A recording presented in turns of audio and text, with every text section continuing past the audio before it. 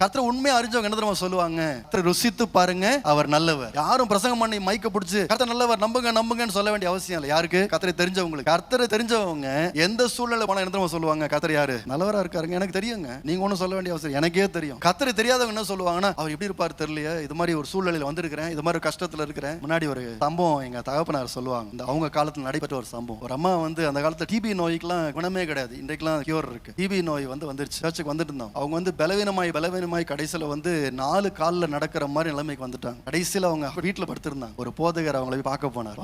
பார்த்துட்டு கண்ணீரோடு அவங்களுக்காக ஜெபம் பண்ணிட்டு அவர் ஒரு வார்த்தை சொன்னார். யாராருக்கோ கடவுள் என்னெல்லாம் செய்யறாரு, உங்களுக்கு செய்யாம விட்டாரு. அந்த அம்மா பேச்சு கூட சரியா வரல. ஆனா அந்த சின்ன குரல்ல அவங்க சொன்னாங்களாம், பாஸ்டர் ஏன் பாஸ்டர் இப்படி பேசுறீங்க, என்னோட இயேசு நல்லவரா இருக்கிறாரு பாஸ்டர். அந்த அம்மா படிக்காத அம்மா தான். அந்த அம்மாவுக்கு ரொம்ப பைபிள் கூட தெரியாது. ஆனா ஒண்ணு மட்டும் அவங்க அறிஞ்சு வச்சிருந்தாங்க, இந்த சூழ்நிலையில கூட என் தேவன் நல்லவரா இருக்கிறார். அல்லேலூயா. அந்த அறிவு நமக்கு வரணுங்க. அது யார் தருவார்னா? கர்த்தர் தான் தருவார்.